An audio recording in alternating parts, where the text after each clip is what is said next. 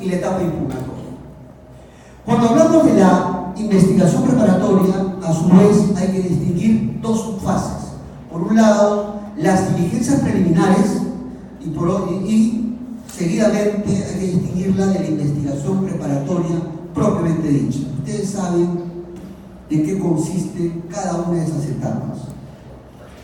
Pero ¿cuál es la idea central de la investigación preparatoria como un todo? Que engloba las diligencias preliminares y también, por qué no decirlo, la investigación preparatoria propiamente dicha. Básicamente, durante la investigación preparatoria como un todo, quien dirige la investigación preparatoria, ¿quién es? El fiscal. Porque el director de la investigación, ¿quién es? El fiscal. Así que durante esta etapa de la investigación preparatoria, el fiscal, durante toda esa etapa, diligencias preliminares y luego investigación preparatoria propiamente dicha, va a practicar los correspondientes actos de investigación de cara a recopilar los elementos de convicción que le permitan pasar de una etapa a otra. Por ejemplo, se entiende que el fiscal, para pasar de las diligencias preliminares a la investigación preparatoria propiamente dicha, debe contar con mayores elementos de convicción que apoyen el inicio de la investigación preparatoria. Se entiende que para aperturar diligencias preliminares basta la sola noticia criminal, pero para iniciar una investigación preparatoria se exige más que la sola noticia criminal. Se exige, como se dice, una sospecha reveladora, como en los términos del acuerdo plenario sobre lavado de activos.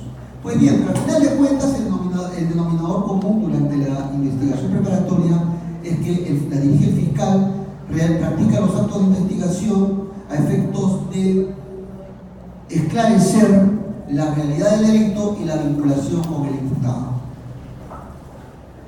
¿Qué ocurre si se supera la etapa de la investigación preparatoria? Al finalizar la investigación preparatoria, ¿qué va a ocurrir? El fiscal va a hacer un análisis de todo lo actuado durante la investigación preparatoria. Eso es lo que va a hacer. Y va a decidir si es que formula requerimiento acusatorio o si formula requerimiento de sobreseimiento. Es decir, va a hacer un análisis de todo el resultado de la investigación preparatoria para decidir si este caso presenta causa probable para enviarlo a juicio oral, caso en el cual va a emitir el requerimiento acusatorio, pero si considera de que ese caso no es viable para llevarlo a juicio oral, va a emitir el correspondiente requerimiento de sobreseimiento. Pues bien, en la etapa intermedia, entonces, vamos a la segunda etapa. ¿Qué va a ocurrir? En la etapa intermedia, prácticamente, el fiscal se va a producir prácticamente el control del requerimiento fiscal, sea del requerimiento acusatorio, sea del requerimiento de sobreseimiento o sea del requerimiento mixto. Es ahí donde se va a producir el control jurisdiccional de ese requerimiento. En buen romance, lo que va a hacer durante esta etapa intermedia el juez es si le va a alzar el dedo al fiscal respecto a su requerimiento acusatorio o si se lo va a bajar. Lo mismo acontece en cuanto al requerimiento de sobreseimiento. Pongamos el caso de un requerimiento acusatorio. Si el fiscal formula el requerimiento acusatorio, entiende de que este caso es viable para ser llevado a juicio oral. Si el juez considera de que el caso es viable para ser llevado a juicio oral, va a declarar la validez formal y sustancial de ese requerimiento acusatorio y lo va prácticamente luego a emitir el correspondiente autoenjuiciamiento para llevar el caso a juicio oral. Pero ¿qué pasa si el juez advierte de que ese requerimiento acusatorio no es viable para ser llevado a juicio oral por las causales que establece la normativa procesal? Pues bien, en ese caso es claro de que el juez puede, a pesar de que exista requerimiento de requerimiento acusatorio, puede dictar auto de sobreseimiento, sea pedido de parte o puede ser de oficio también. Ese es el escenario del requerimiento acusatorio. Igual ocurre con el requerimiento de sobreseimiento. En el caso de que el fiscal haya formulado un requerimiento de sobreseimiento, puede ser de que el juez le dé el visto bueno, en cuyo caso va a aprobar el requerimiento de sobreseimiento y va a emitir el auto de sobreseimiento de la acción penal por el delito imputado por el Ministerio Público. Pero en caso no esté de acuerdo con ese requerimiento de sobreseimiento, ¿qué va a ocurrir? Porque entiende de que ese caso es viable para ser enviado a juicio oral, lo va a elevar en consulta ante el fiscal superior para que éste lo rectifique, se entiende.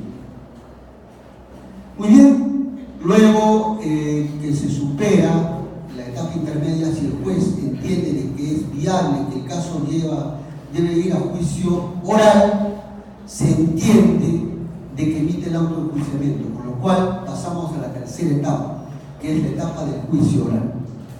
Prácticamente aquí hay un cambio de juez. Se entiende que el juez de investigación preparatoria ha intervenido durante la investigación preparatoria y durante la etapa intermedia. Pero ya durante el juicio oral ya interviene el juez de juzgamiento, sea el juez unipersonal o el juez colegiado.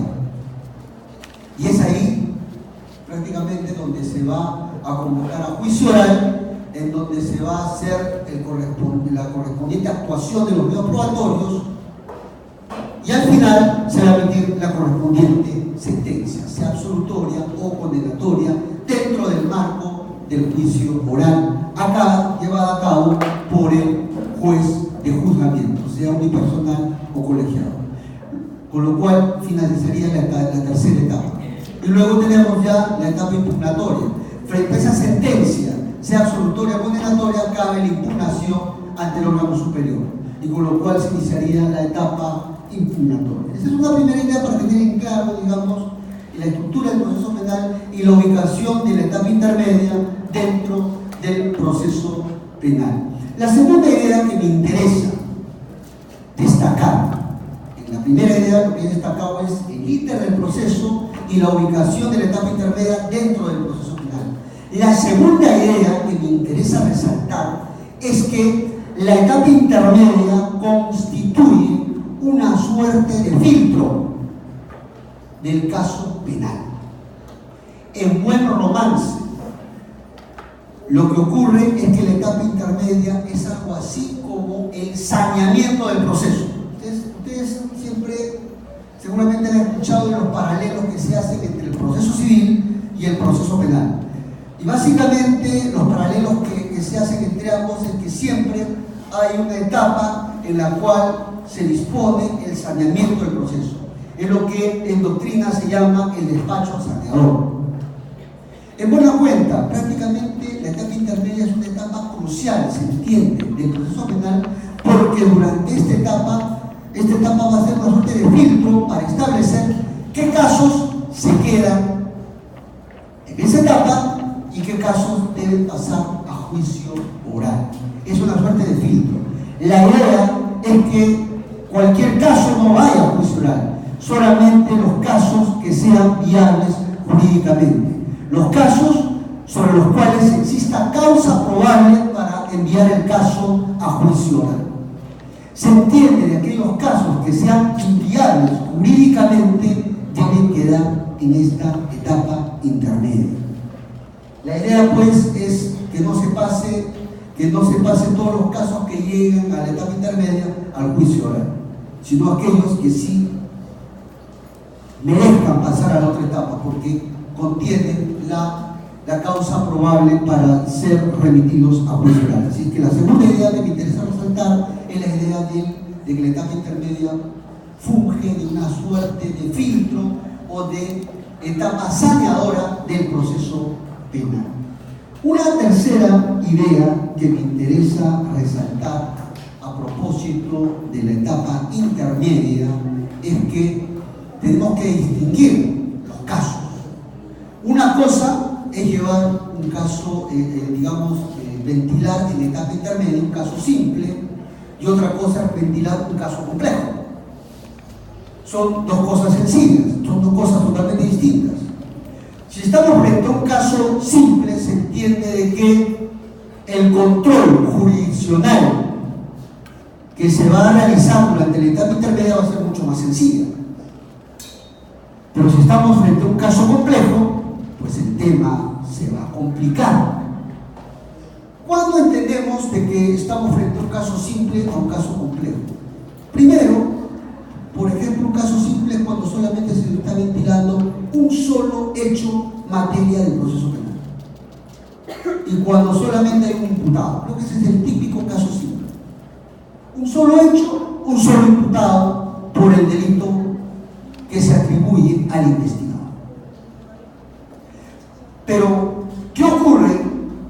Les pregunto, ¿qué ocurre si tenemos que llevar a cabo una etapa intermedia en la cual se ha ventilado la investigación preparatoria contra 60 imputados, por ejemplo? Y respecto a cada uno de ellos, se les ha imputado 5 delitos. Entonces el tema se complejiza. Es distinto llevar un caso simple a un caso complejo, con pluralidad de hechos imputados y con pluralidad de investigados o de acusados. Y si a ello le agregamos una variante adicional que se presenta en casos complejos, es que las más de las veces, cuando estamos frente a investigaciones por pluralidad de hechos y contra una pluralidad de investigados, las más de las veces los requerimientos que formula el fiscal son requerimientos mixtos. Es decir, en un extremo pide el sobreseimiento respecto a un grupo de investigados y respecto a un grupo de hechos imputados. Y respecto a otro extremo, el fiscal seguramente solicita o requiere o plantea requerimiento acusatorio respecto a otro extremo de hechos imputados y a otro grupo de imputados. Pues bien, el tema pues ahí reviste complejidad y en donde sí se requiere una adecuada dirección de la audiencia a efectos de llevar la audiencia de manera ordenada, de manera secuencial y de manera rigurosa. Hay veces, para empezar, instalar la audiencia nomás contra 50 o 60 imputados es sumamente difícil. La experiencia, yo antes de llevar a cabo audiencias así, audiencias combo que le llamamos, así le llamamos, por cierto, las audiencias combo donde hay una pluralidad de hechos imputados, una pluralidad de investigados 50, 60, pues bien, antes de llevar a cabo, ¿qué ha ocurrido? Yo había escuchado de que las más de las veces, solamente para instalar la audiencia, se demoraba alrededor de 10 sesiones, 15 sesiones. Y muchas veces las etapas intermedias duraban alrededor de 1 año o 2 años, e incluso hasta 3 años, solamente en etapa intermedia. Es por eso que cuando vino la modificatoria, es que para imprimirle impulso y rapidez, celeridad a esta etapa intermedia, es que comenzaron a colocarse reglas mucho más específicas, reglas de celeridad procesal. Por ejemplo, de que era una audiencia inaplazable. Antes no existía un artículo que dijera eso, de que la etapa intermedia, las audiencias de etapa intermedia eran audiencias inaplazables. Yo pregunto, ¿pero hacía falta que lo diga el código o es que por su naturaleza misma se trata de una audiencia inaplazable? Pues bien, pero antes existía esa polémica, si era una audiencia aplazable o inaplazable. ¿Cuál era la gracia de distinguir entre una audiencia aplazable e inaplazable? Es que la inaplazable la llevabas a cabo sí o sí ese día. Y si no iba el abogado, ¿qué ocurría? Convocabas al defensor público e ibas para adelante. Pero si era inaplazable, daba la opción para que el imputado designe otro abogado y así se iban aplazando las audiencias. Pues bien, en la primera sesión ocurría que faltaba un abogado, pero en la siguiente ya se turnaba. Eso ocurría cuando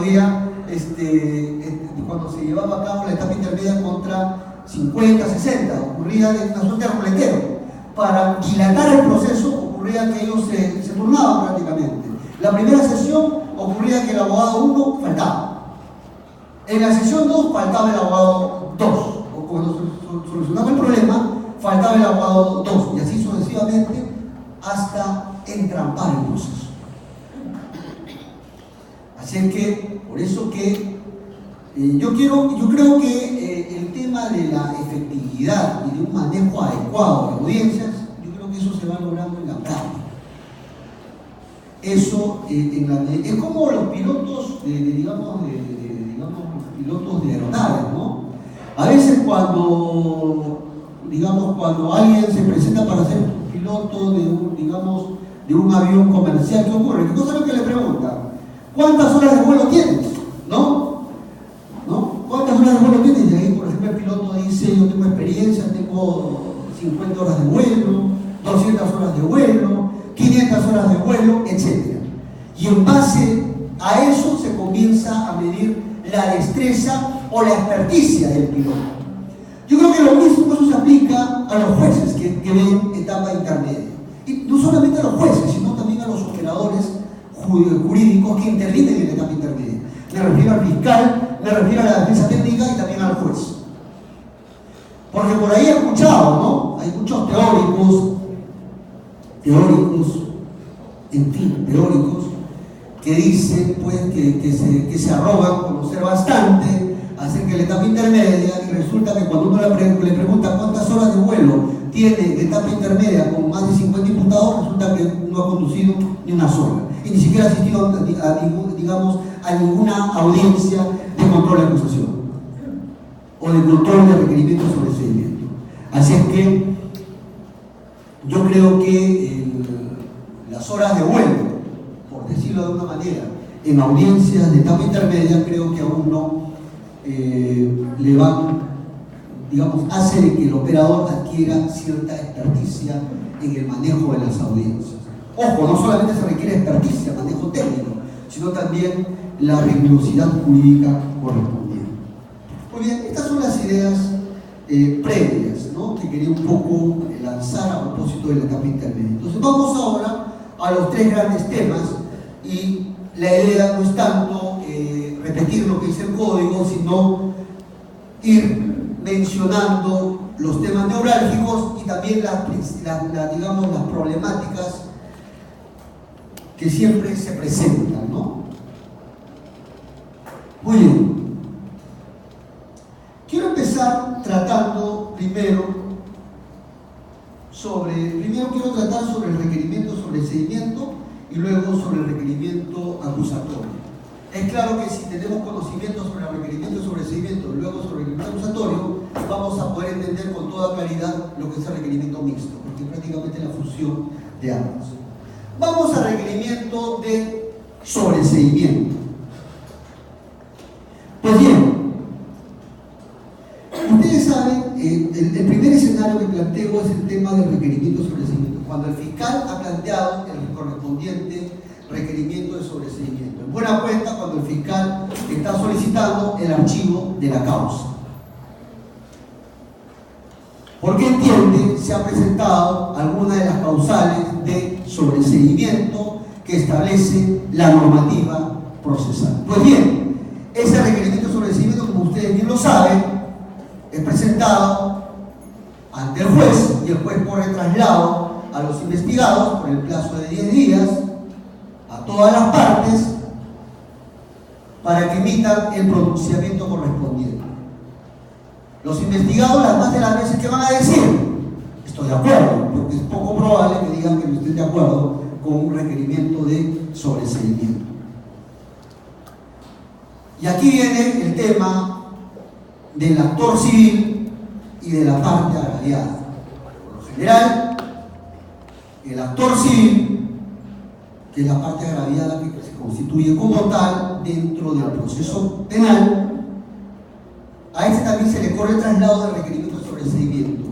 Y la parte civil o el actor civil puede estar de acuerdo con el requerimiento de sobreseimiento, pero las más de las veces se va a oponer al requerimiento de sobreseimiento. Sea para que la causa sea elevada al superior, para que éste lo rectifique, o bien para que se disponga una investigación suplementaria porque faltan más actos de investigación. Pues bien, este es el itinerario de requerimiento de sobreseimiento. Pues bien, vengo a plantearles varias problemáticas, señores. La primera problemática que les vengo a plantear es la siguiente. Ustedes saben de que cuando el fiscal pide el requerimiento de sobreseimiento, las más de las veces tiene que invocar la causal de sobreseimiento. Y el primer problema que les vengo a plantear es el siguiente. Siempre, y eso se estila, y siempre lo he visto en la Corte Superior de Justicia del Santa, y también se reitera en la Sala Penal Nacional también, es que muchas veces cuando el fiscal pide el requerimiento de sobreseimiento, debe invocar la causal.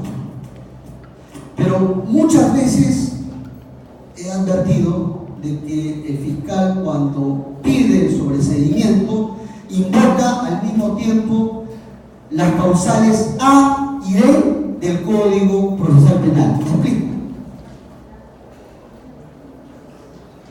En el artículo 344, numeral 2, se han establecido las causales de sobreseimiento y se han establecido hasta 4 causales de sobreseimiento. La primera es cuando el hecho objeto de la causa no se realizó o no puede atribuirse al imputado. El segundo es cuando el hecho es atípico o concurre alguna causa de justificación o de irresponsabilidad o de no punibilidad. La tercera es cuando la acción penal se ha extinguido. La cuarta es cuando no existen suficientes elementos de convicción para llevar el caso a juicio oral. 4 causales. La primera problemática que les vengo a traer es si es que se puede invocar, muchas veces se ha visto, tanto en la Fiscalía como en las defensas técnicas que plantean sobreseimiento, de que piden el sobreseimiento al amparo del 344, numeral 2, literales A y D al mismo tiempo. La pregunta, ¿es posible eso? ¿Es posible de que al mismo tiempo, cuando se pide el sobreseimiento respecto a un hecho, si es posible invocar al mismo tiempo los literales A y D? Y muchas veces eso se ha visto tanto en fiscales y sobre todo en defensas técnicas. Cuando plantean el sobreseimiento del hecho materia de acusación, por ejemplo, la defensa técnica ocurre de que dice de que pido el sobreseimiento en aplicación del 344, numeral 2, literales A y D, al mismo tiempo. La pregunta ¿es posible aplicar las dos causales al mismo tiempo o no? Hay mucha gente, hay un sector que dice que sí es posible. Que sí es posible plantear ambas causales al mismo tiempo, en la medida pues de que los pedidos sean subordinados o el pedido haya sido subordinado, es decir, en caso falle el primero, es posible discutir la otra causal de manera subordinada. Pero hay otra posición que dice que entiende de que eso no es posible, porque las causales A y D son incompatibles entre sí mismas. Me explico. Por ejemplo, el 344, numeral 2, literal A, señala como causal de sobreseimiento cuando el hecho no se realizó o no puede atribuirse al imputado. Pero ojo, cuando se habla de esta causal es cuando se tiene prácticamente alta probabilidad o casi certeza de que el hecho nunca se realizó, o de que ese hecho nunca va a ser posible de imputarse al investigado. Ejemplo, se atribuye el delito de homicidio respecto al agraviado X y resulta que el agraviado X no está muerto. Es claro de que en ese caso prácticamente este ejemplo que les he planteado calza en la causal, en esta primera causal reseñada en el literal A, porque el hecho nunca ocurrió o jamás podría atribuirse al imputado. Prácticamente es como si existiera una suerte de certeza, pero en negativo. Estoy sumamente convencido de que el hecho no se realizó, o de que el hecho no puede atribuirse bajo ningún punto de vista al imputado. Otro ejemplo, se le atribuye al imputado haber participado en un homicidio en Lima, y resulta que ese día estaba pues en Hong Kong, y se presentan los elementos de convicción como, digamos, las cámaras correspondientes que demuestran de que ese día estaba en Hong Kong. Pues es claro que en ese caso ese hecho jamás podría atribuirse al imputado. Notan ustedes, ¿no?, de que la primera causal se refiere a que el hecho nunca ocurrió y nunca podría atribuirse al imputado, pero bajo una lógica de certeza negativa. Estoy convencido, pero en negativo, de que eso nunca ocurrió o que no puede atribuirse al imputado. Cosa distinta es lo que establece el literal D. El literal D, ¿qué cosa es lo que establece? El literal D establece lo siguiente, de que no existen suficientes elementos de convicción para llevar el caso a juicio oral. En buena cuenta, ¿a qué se refiere? A insuficiencia de elementos de convicción, para ponerlo en términos sencillos.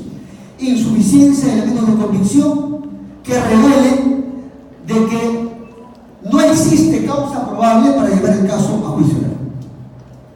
Nótese la diferencia entre la A y el D. En el A estábamos convencidos de que el hecho nunca ocurrió o que no puede atribuirse al imputado. En cambio, en el literal D, ¿qué ocurre?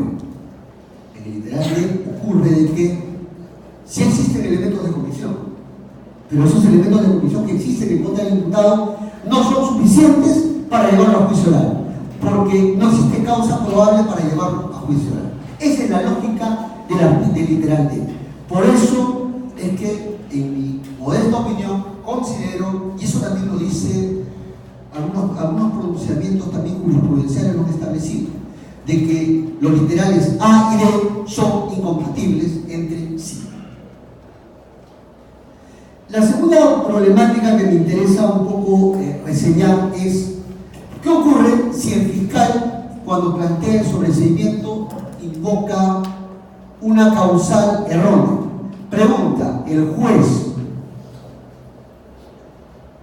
se advierte esa situación de que el fiscal invocó una causal errónea? Es decir, no corresponde la causal invocada por el fiscal, sino otra que está dentro del catálogo de causales de sobreseimiento. Pregunta, ¿el juez puede aplicar una causal distinta a la invocada o a la planteada por la fiscalía? ¿Sí o no? Es decir, cuando exista un error, digamos, en la invocación de la causal. Me explico. Imaginemos que el fiscal plantea el sobreseimiento respecto al delito de homicidio, respecto a Juan Pérez, y cita el literal D, señalando de que ese hecho no puede atribuirse al imputado porque el día de los hechos no estaba en Lima, sino en Hong Kong. Un error prácticamente en la invocación de la causa. La pregunta es si es que el juez puede adecuar y encauzar la causal por donde le corresponde, de la A a la D. Pues bien, sobre el particular tienen ustedes también dos posiciones. Hay una primera posición que nos dice de que el juez no puede reencauzar. Tiene que pronunciarse solamente en base a la causal que ha planteado el Ministerio Público. Y si va a plantear una causal distinta, lo tiene que hacer ya de oficio. En cambio, la segunda postura va por el lado de sostener de que el fiscal sí puede, digamos el juez sí puede desvincularse de la causal errónea invocada por el fiscal en la medida de que no se hayan modificado los hechos, bajo la lógica del jura non cura. Esto es de que el juez debe administrar justicia por más que digamos que la parte haya planteado erróneamente el pedido. Así que yo soy de la idea de esta segunda postura, bajo la lógica del jura non cura. Claro está, en la medida que solamente exista error en cuanto al envoltorio jurídico respecto a la causa.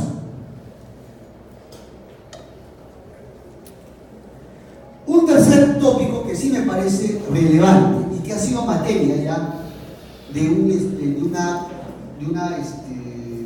una casación, de lo que antes, digamos, todavía estaba en la nebulosa, y que tiene que ver mucho con el filtro. Recuerdan, ¿no? Hace un momento hablábamos de que la etapa intermedia era una suerte de despacho saneador. Servía para establecer qué caso merece ir a juicio oral y qué caso debería archivarse en la etapa intermedia. Pues bien, un tercer problema que vengo a plantearles tiene que ver con el tema de la aplicación de la causal de sobreseimiento. ¿Cuál es la lógica? Y eso está regulado en el artículo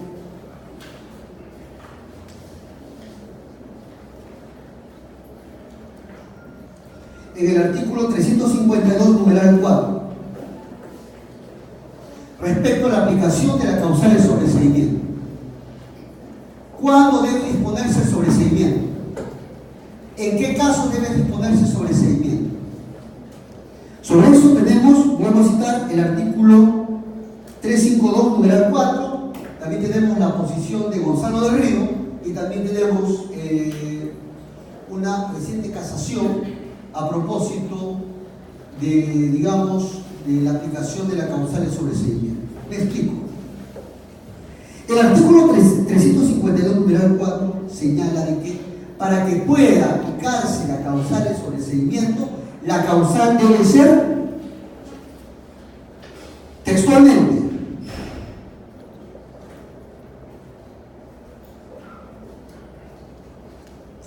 tiene que ser evidente, palmaria, manifiesta, es decir, que no deje lugar a dudas la aplicación de la causal de sobreseimiento. Es decir, para aplicar la causal de sobreseimiento tiene que existir un alto grado de convencimiento de que ese caso merece archivarse. ¿Qué pasa si existe duda respecto a si el caso debe ir o no a juicio oral? ¿Qué pasa si existe duda respecto a si este caso es viable o no para que vaya a juicio oral? Esa es la problemática que siempre se ha presentado, pero que este artículo resolvía con solvencia y que también fue reiterado por Gonzalo del Río. Gonzalo del Río ha escrito un texto que se llama La etapa intermedia y él explica de que para aplicar la causal de sobreseimiento, la causal tiene que ser evidente, manifiesta, palmaria. Es decir, tiene que existir alto grado de convencimiento que cabe la aplicación de la causal de sobreseimiento. Si existe duda, es preferible de que el caso sea enviado a juicio oral, para que en el marco del juicio oral se establezca la responsabilidad o la inocencia del acusado, luego de la admisión, actuación y valoración de los correspondientes medios probatorios. Es decir, si existe duda, hay que enviar ese caso a juicio oral. Y esto lo dice una casación que luego prácticamente zanja el problema, en la cual deja en claro de que si existe duda, hay que enviar el caso a juicio oral. Pues bien, ¿cuál es el aspecto positivo y cuál es la parte crítica? ¿Cuál es la fortaleza de esta idea y cuál es la debilidad de esta idea? La fortaleza de este planteamiento de entender de que solamente deben ir a juicio, deben, digamos, sobreseerse aquellos casos en donde la causal sea evidente. La fortaleza radicaría en que prácticamente lo que se busca es que solamente aquellos casos en donde se haya establecido la inviabilidad en términos absolutos se archivan, para así no alentar cierta impunidad. Esa sería la ventaja, es decir, que no, este es un planteamiento que no alentaría la impunidad, porque hasta el último momento se buscaría esclarecer los hechos, si bien, claro está, dentro del marco del juicio oral. ¿Por qué? Porque si existe duda sobre si este caso es viable o no jurídicamente, es preferible de que esa incógnita se despeje en juicio oral. Con eso se dice que no haya impunidad respecto a ciertos casos. Pero ¿cuál es la debilidad, la crítica que se le quiere hacer? La crítica radica en lo siguiente. ¿No es que acaso nos vendieron la idea de que la etapa intermedia era el despacho sanador? ¿No es que acaso nos vendieron la idea de que la etapa intermedia era una suerte de filtro en donde solamente debe pasar lo que es viable jurídicamente? Entonces, ¿cómo se explica, dice la crítica, de que solamente archivas aquellos casos en donde prácticamente existe alto grado de convencimiento de que ese caso debe archivarse? De tal suerte de que en caso de duda se prefiere mandar a juicio oral. De tal suerte se señala la crítica de que en el fondo ya la etapa intermedia no sería un verdadero filtro, porque las más de las veces es probable que se llegue a la conclusión de que existe duda y de que es probable de que esa duda se establezca, se despeje en el juicio oral. Por eso, el alto índice de casos que van a juicio oral. Porque el juez no se quiere comer el pleito. El juez me refiero al juez de investigación preparatoria. Por eso siempre digo que Pilatos, desde la antigüedad, siempre está presente. Cuando tenemos un caso en plena etapa intermedia y detectamos de que existe duda si debo enviarlo, yo me lavo las manos y envío el caso a juicio oral y que sean los jueces de juzgamiento los que establezcan la responsabilidad o la inocencia del imputado. Bien actual, hermosa frase, ¿no? Por eso se critica. ¿Dónde está la pretendida? Muchos han criticado, ¿no? ¿Dónde está esa pretendida innovación del nuevo código? De que del 100% de casos solamente el 30% iba a llegar a juicio oral. Pues bien, esa es una idea que nos vendieron. Hay muchas ideas que por cierto nos han vendido, ¿no? Una de las ideas que nos han vendido es el tema de la oralidad. La oralidad no es el panacea de todo. Es una idea que nos han vendido por ahí. Y no lo digo yo, lo dice Atienza incluso. Y les receto, por ejemplo, en vez de soplar un libro de 1000 páginas, tiene digamos 2 horas en YouTube sobre argumentación jurídica en la Universidad de Chile, donde dan los principales tips sobre argumentación jurídica. Ya ahí habla acerca del mito de la oralidad. Regreso. Pues bien, yo les vengo a hablar un poco del mito de la etapa intermedia. Se dijo que la etapa intermedia puede tener el despacho sanador, el filtro, que establecía de que el 100% de casos solamente iban a llegar el 20 o el 30% a juicio oral. Pues bien, esa es una idea que nos han vendido. Porque si ustedes hacen una estadística van a ver de que del 100% de casos que pasan por la investigación preparatoria, creo yo que el 70% está llegando a juicio oral, con sobrecarga de los jueces de juzgamiento. Por cierto, si ustedes están empezando con la reforma, sobre todo los jueces de juzgamiento que no tienen carga laboral, no se preocupen, ya llegará. ¿Por qué lo digo?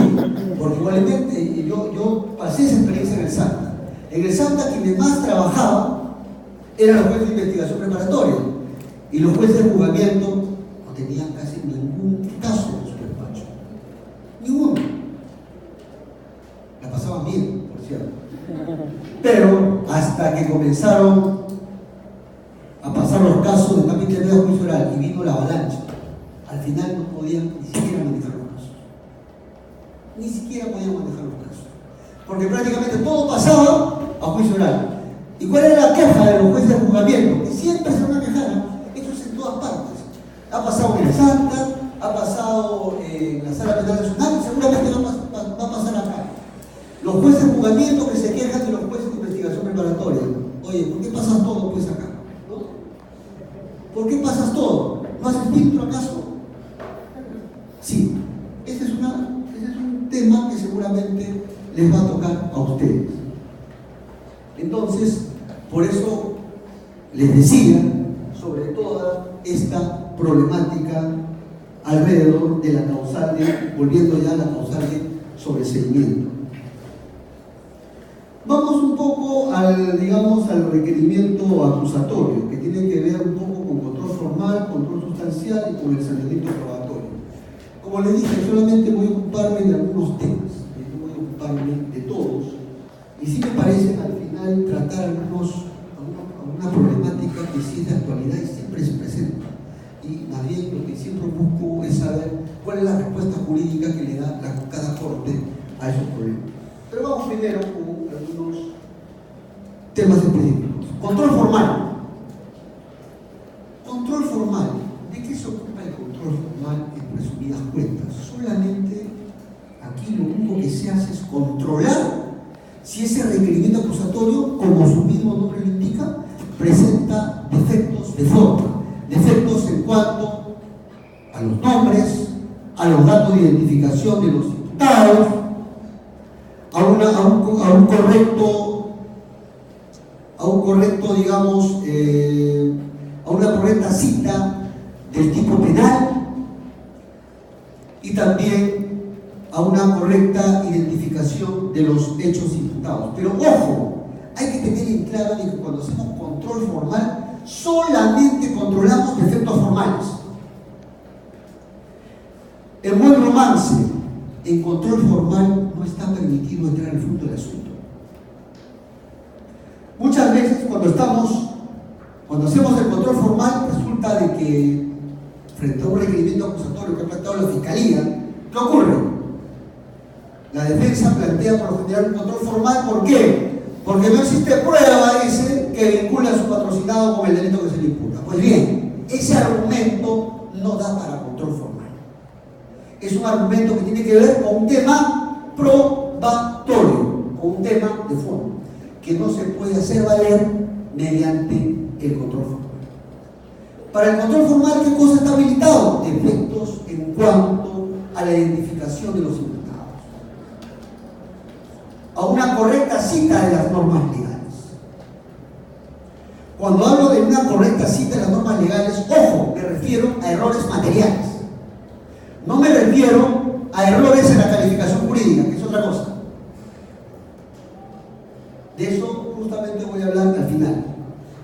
Estamos hablando de errores formales. No sé, pues, se equivocó, sumó mal el fiscal, ¿no? No se estaba durmiendo ese día y resulta que en el requerimiento acusatorio le puso un artículo que no le correspondía al caso. Material.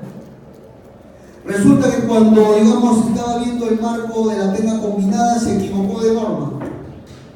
Citó la norma derogada y no la norma que estuvo vigente al momento de los hechos. Error material. Resulta que cuando imputó el de 2 delitos al investigado bajo la fórmula de concurso real, sumó mal. 9 más 5, 14, le puso 11. Error material. Esos errores son materia del control formal. Esos errores son materia ¿de qué? Del control formal. Y otro punto que se ventila en el control formal, no lo olviden, el tema, y eso sí, incluso es materia de devolución, incluso de requerimiento acusatorio al fiscal. Defectos en la imputación necesaria. Reitero, defectos en la imputación necesaria. Se entiende de que la imputación, a medida que va empezando el proceso, progresivamente va perfeccionándose. Se entiende. Y se entiende de que cuando el fiscal formula el requerimiento acusatorio, esa imputación, que en un momento inicial, seguramente al iniciarse las diligencias preliminares o al formalizarse la investigación preparatoria, que todavía estaba en ciernes esa imputación, se entiende de que al formular el requerimiento acusatorio tiene que tratar de una imputación acabada, esculpida casi de manera perfecta a nivel imputativo. De tal suerte que defectos en la imputación necesaria se pueden denunciar a nivel de control formal. Ese sí es uno de los argumentos típicos para formular el control formal. Defectos en la imputación necesaria, porque se supone que la imputación tiene que estar acabada. ¿Y cuándo se entiende de que la imputación está acabada? Cuando el hecho en materia de acusación presenta cierto nivel de detalle con relación al hecho imputado. Y ustedes dirán, ¿cuándo debe entenderse, cuándo se cumple con ese cierto nivel de detalle?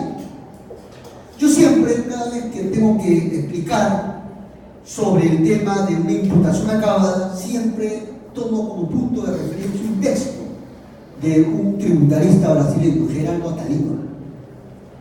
Habrán escuchado ustedes seguramente el tributario, habrán leído a Geraldo Ataliba. Geraldo Ataliba tiene un texto sobre la hipótesis de incidencia. Básicamente, a nivel tributario igual que en materia penal, rige el principio de legalidad. Hay un supuesto de hecho, una consecuencia jurídica.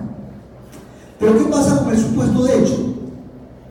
Cuando el hecho no se ha cometido, es la hipótesis de incidencia. Pero cuando el hecho se ha cometido, es el hecho imponible. Pero respecto a la hipótesis de incidencia, al supuesto de hecho, dice que debe que cumplir con cierto nivel de detalle para cumplir con el principio de legalidad. Esa idea creo que es trasladable al campo del proceso penal. ¿Qué cosa quiere decir? Que el hecho imputado debe estar acabado, tiene que tener cierto nivel de detalle. ¿En cuanto a qué? En cuanto al aspecto temporal. ¿Cuándo ocurrió el hecho? En cuanto al aspecto espacial. ¿Dónde ocurrió el hecho? En cuanto al aspecto material. La conducta material desplegada por el agente. En cuanto al aspecto personal, ¿qué persona ha sido la que ha realizado la conducta material y en agravio de quién? Para identificar al sujeto activo y al sujeto pasivo. Pues bien, ya he identificado los 4 aspectos básicos, digamos, que tiene que tener toda imputación: el aspecto temporal, el aspecto espacial, el aspecto personal y el aspecto material.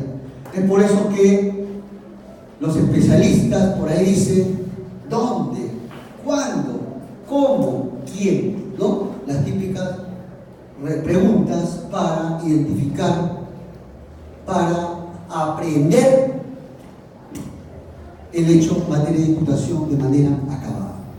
Entonces, lo que se discute básicamente, no se olviden, efectos formales en el control formal y también el tema de la imputación necesaria. Cuando hablamos de la imputación necesaria, estamos haciendo referencia ¿a qué? Al hecho fáctico imputado a la gente.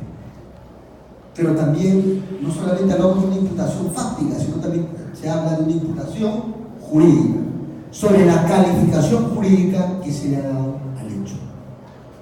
Esto en cuanto al control formal. En cuanto al control sustancial, palabras más, palabras menos, cosas que se evalúan. Una palabra clave que nunca debo olvidar y que también lo aprendí: de establecer si existe causa probable o no para enviar el caso a juicio oral.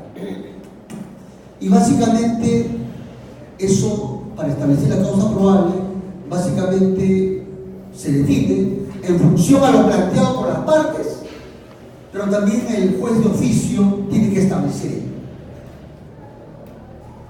Básicamente, ¿qué se ventila en el control sustancial? ¿Qué cosas se ventilan? Excepciones, cuestiones previas, cuestiones prejudiciales y pedido de sobreseimiento. Eso es lo que se discute en el control sustancial: excepciones, cuestiones previas, cuestiones prejudiciales y pedido de sobreseimiento, cuando ha sido planteado un requerimiento acusatorio. Eso es lo que se discute. Ya hemos agotado, ¿no? Digamos, para que pueda plantear un requerimiento sobre un pedido de sobreseimiento, la causal tiene que ser clara o evidente. De lo contrario, el caso va a juicio oral. Pues bien, ¿qué cosa hay que decir sobre el control sustancial? Pero al margen de que la parte lo haya planteado o no, haya planteado un medio de defensa técnico, como sería la excepción, la cuestión previa, la cuestión prejudicial o un pedido de sobreseimiento, el juez, si entiende de que el caso no tiene causa probable, puede archivar de oficio el caso. Si te advierte de que concurre una causal clara y evidente de que el caso debe archivarse. Y aquí, por ejemplo, el juez tiene que empezar a resolver, ¿qué cosa? Pedidos de sobreseimiento, pedidos de excepción. Y muchas veces hay que tener en cuenta lo siguiente. No se olviden, si hay un requerimiento acusatorio y el juez, y digamos si la parte plantea un pedido de sobreseimiento, si el juez desestima el pedido de sobreseimiento, ese auto es inimpugnable. Es inimpugnable. Y aquí vamos con algunos problemas. El primer problema que les vengo a traer respecto a la etapa intermedia tiene que ver con respecto a cuando se plantean cuestiones previas, cuestiones prejudiciales y excepciones, sobre todo excepciones. Es decir, tenemos un requerimiento de sobreseimiento o un requerimiento acusatorio planteado por el fiscal, ¿y qué hace la parte? La parte plantea la correspondiente excepción. ¿Qué pasa si el juez dice infundada la excepción? Pregunta: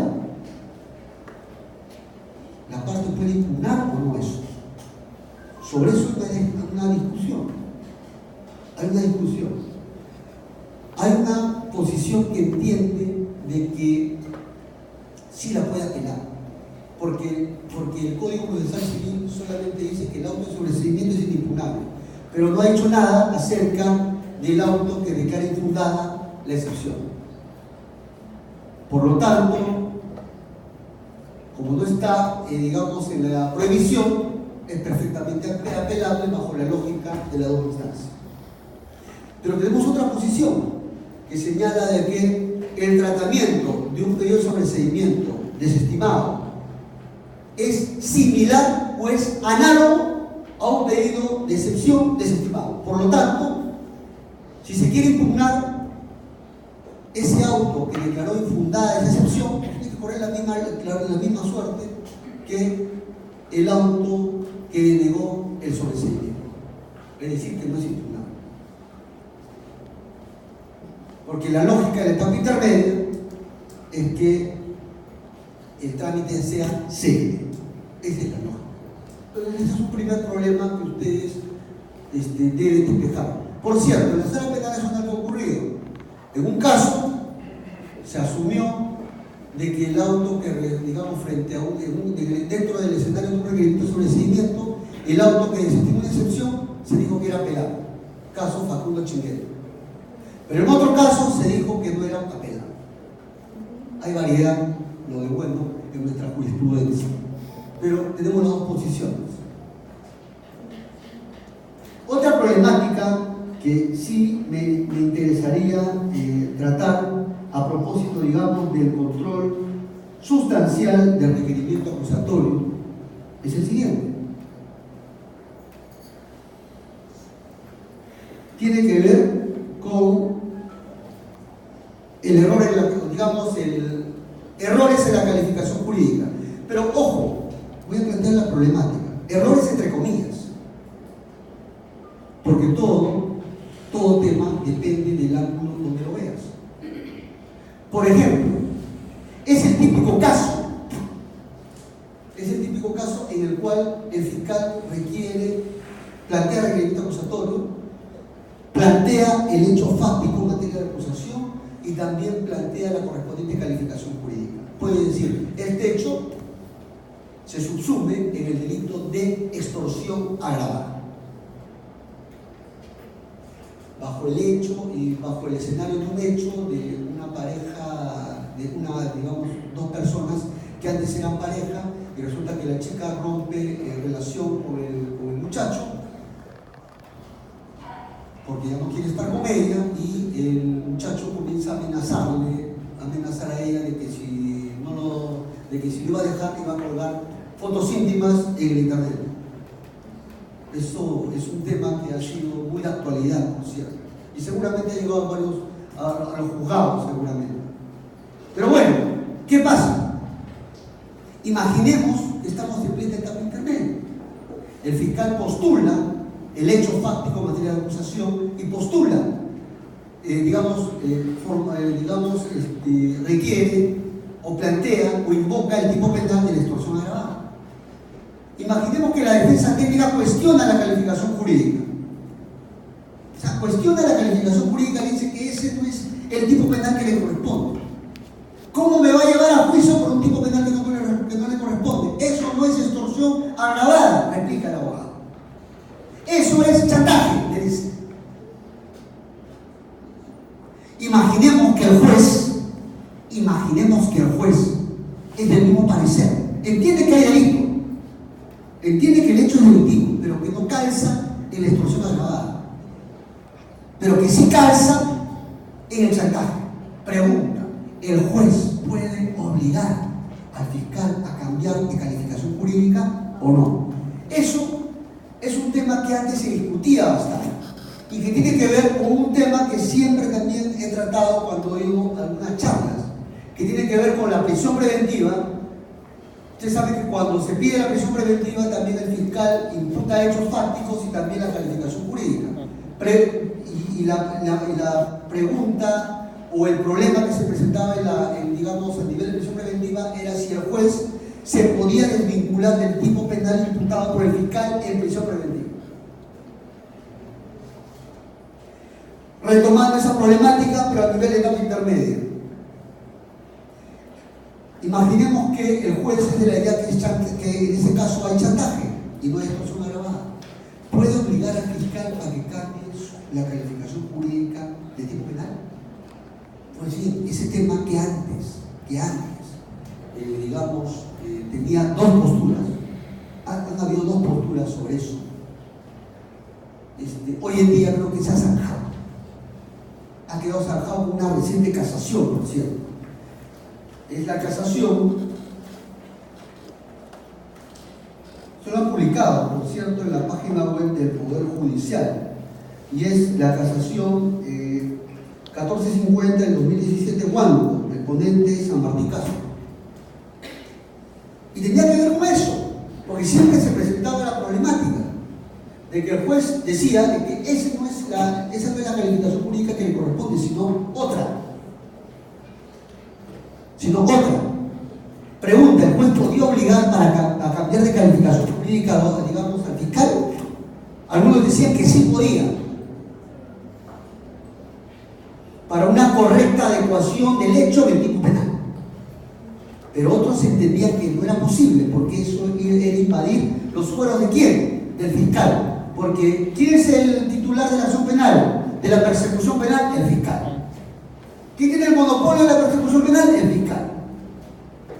Yo, juez, no puedo hacerle cambiar de calificación jurídica.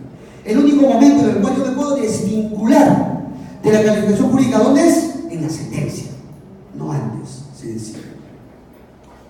Por eso existe la figura de la determinación alternativa, pero a nivel de sentencia y bajo ciertos requisitos y respetando el derecho de defensa. Entonces, en conclusión, esta casación ya ha zanjado el tema y ha dejado bien claro de que el juez no puede obligar al fiscal a que cambie de calificación jurídica. Bueno, a mí me ha pasado varias veces en el Santa, ocurrió una fiscal que en verdad el caso daba para hurto, pero le había imputado por robo, pero le decía por un lado, no, o sea, robo, decía. Pero acá no ha habido violencia, a ver, dígame dónde está la violencia. Robo, decía, ¿no? Y seguía diciéndole, pero ¿dónde está la vis compulsiva, la vis física? Robo, nada más. No daba ni una explicación. Hasta que al final llegó una conclusión: doctora, eso no es el tipo penal que le corresponde. Y le respondí me dio una respuesta que en verdad, claro, de manera más técnica, ahora lo he elaborado San Martín. Ese es mi fuero. O sea, al final me dijo: ese es mi fuero. Esté equivocado o no, ese es mi fuero. Porque yo soy quien imputo el delito. Y eso es lo que se ha dicho acá, pero en términos más técnicos, San Martín, ¿no? Bajo la lógica del principio acusatorio. ¿Y por qué luego comencé a pensar así? Porque era bien difícil hacerle cambiar para decirle a ese fiscal. Pero aparte, comencé a leer otros artículos y uno se dio cuenta de que el tema no era decisivo. el hecho de que no hayas podido cambiar de calificación jurídica en la etapa intermedia te impedía de que en juicio oral se podía, digamos, podía ocurrir alguna alteración. No. Es más, en juicio oral se podía introducir una circunstancia agravante, ¿no? Hay varios artículos que regulan esa problemática. ¿Se dan cuenta? Así es que ese es un tema que merece bastante atención. Solamente para terminar, de verdad ya me pasé de la raya, me pasé de la hora. En cuanto al saneamiento probatorio, simplemente que el saneamiento probatorio que se controla, hace un control de admisibilidad en los probatorios. ¿Bajo qué reglas? Bajo las reglas de la pertinencia, conducencia y de la utilidad, básicamente. Pertinencia, que las pruebas ofrecidas estén vinculadas al hecho en materia de imputación o de acusación, sea de manera directa o de manera indirecta. La conducencia, que sea idónea para acreditar el hecho. Hay determinadas pruebas que uno puede ofrecer para probar hechos. Eso tiene que ver con la conducencia. Y la utilidad tiene que ver con que las pruebas no sean sobreabundantes. No es razonable de que sobre un mismo hecho ofrezcas 30 pruebas. Basta con 2 o 3. ¿No? La idea es una de la sobreabundancia. Y un poco haciendo el filtro también de que para que no se actúe todo lo que ofrecen las partes. Es en cuanto a la admisión de medios probatorios. Pero ¿cuál es la problemática en torno a la admisión de medios probatorios? Tiene que ver con... Hay varios temas en realidad, pero me voy a atrever con un tema que me parece de suma actualidad. Y es el tema referente a los, digamos, a los peritos. Yo, en verdad, por ejemplo, es la problemática que tiene que ver con los peritos. Se entiende de que cuando uno ofrece pruebas respecto a peritos, tiene que, muchas veces se ofrece al perito y además al informe pericial. ¿Sí? Muy bien. Al perito y al informe pericial. Muy bien. Sobre esto han habido dos tendencias. Hay una primera tendencia, de verdad, yo estaba en esa primera oleada, ¿ya? O pensaba inicialmente así, de que en materia de peritos, bastaba como ofrecer al órgano de prueba, es decir, al perito. Y cuando ofrecía su informe pericial, ya eso no pasaba, porque ya se había ofrecido al órgano de prueba. Hoy en día ya no pienso así. Hoy en día pienso de que debe ofrecerse al perito y también al informe pericial. Por varias razones. Uno, primera razón, de que si uno hace una comparación entre un testigo y un perito, son personajes totalmente distintos. El testigo, ¿quién es?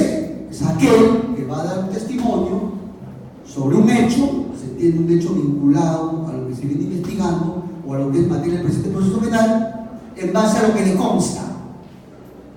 Ese es el testigo. Es decir, se apoya en sus 5 sentidos y en su memoria para recrear nuevamente lo que le consta a él respecto al hecho imputado. Ese es el testigo. En cambio, el perito es aquel que no ha intervenido en el hecho, digamos que no ha presenciado el hecho imputado. No le consta el hecho imputado, pero sí va a dar una opinión técnica, una opinión científica, una opinión artística sobre un determinado punto para ilustrar mejor la cosa. El perito. Y emite la correspondiente pericia. Entonces, por eso pienso yo de que es distinto el testigo al perito. ¿Por qué? Porque mientras el testigo debe ir sin hojas a juicio oral, es razonable que el perito sí lleve sus hojas, sus ayudas de memoria. Imaginemos un perito o los peritos que han emitido los informes periciales contables en un caso de lavado de activos tipo los Sánchez Paredes, en donde son tomos tras tomos. Es obvio que no se va solamente a sustentar en la memoria, va a tener que sustentarse ¿en qué? En el informe técnico que ha hecho él, y que muchas veces tiene un montón, tiene un sinnúmero de estudios y de documentos en los cuales se había sustentado. Por eso creo yo que va el testigo, digamos, va el perito y también el informe pericial. Y por otra razón muy sencilla, porque es prueba preconstituida, pues. Imaginemos un caso de conducción en estado de ebriedad. ¿Cuál es la prueba ahí importante? La pericia. ¿Quién la emite? El perito. Y también un informe pericial. Pero ese informe pericial también es prueba preconstituida. Porque en el momento de la intervención se le intervino a ese chofer, se le extrajo sangre y se detectó que tenía, digamos, una cantidad de alcohol por encima de la permitida. ¿Se dan cuenta? O sea, hay varias razones para entender eso. Yo antes decía, va el perito pero no va el informe pericial. ¿Cuál era? Era de locos. Pero hoy en día pienso de que va el perito, va el informe pericial, porque el perito se apoya en el informe pericial. En verdad hay mucho del cual hablar, y solamente para terminar, ¿verdad? Hay un tema solamente para terminar, que me parece importante y que hace poco me acaba de ocurrir. Y me ha pasado en el Santa varias veces, pero en el Santa y en Trujillo se resolvía, digamos, al principio, al principio se resolvía, digamos, con un poco de temor. Pero luego ya se comenzó a resolver este tipo de problemas de una manera más prolija. Te explico, ¿cuál es el problema? El problema es el siguiente. Resulta que un buen día el fiscal, en pleno, digamos, ya entrando a la etapa intermedia, presenta su requerimiento acusatorio. O para ser más dramáticos, presenta un requerimiento acusado, digamos, de sobreseimiento. Pero luego cambian de fiscal, presentó requerimiento acusatorio, digamos,